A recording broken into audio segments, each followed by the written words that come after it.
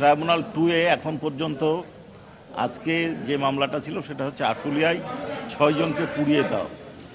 সেই মামলায় আজকে আমরা রাজসাক্ষী এসআই আফজালুল হক, শেখ আফজালুল হকের জবানবন্দি গ্রহণ করেছি।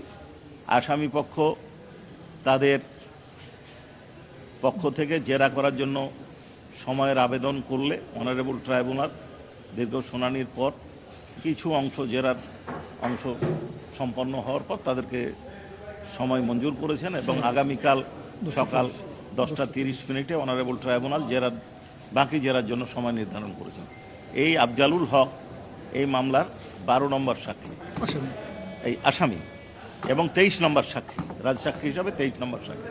তিনি ঘটনাস্থলে উপস্থিত ছিলেন, কিছু ঘটনা দেখেছেন এবং তিনি যে ঘটনার বর্ণনা অর্থাৎ লাশ পোড়ানোর আগের বর্ণনাটা সম্পূর্ণ দিয়েছেন।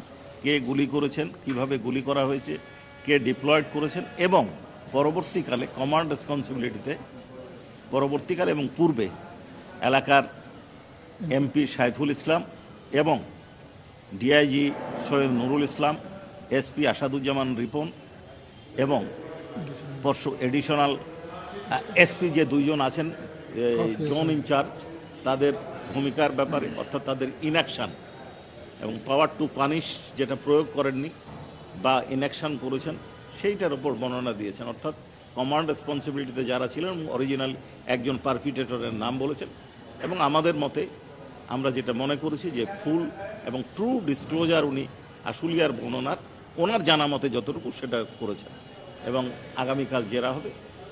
তারপরে হয়তো 2-1টা সাক্ষী দেওয়ার পরে আমরা তদন্তকারী কর্মকর্তার সাক্ষ্য গ্রহণ করে ওই মামলার সাক্ষ্য গ্রহণ প্রসিকিউশনের শেষ করব।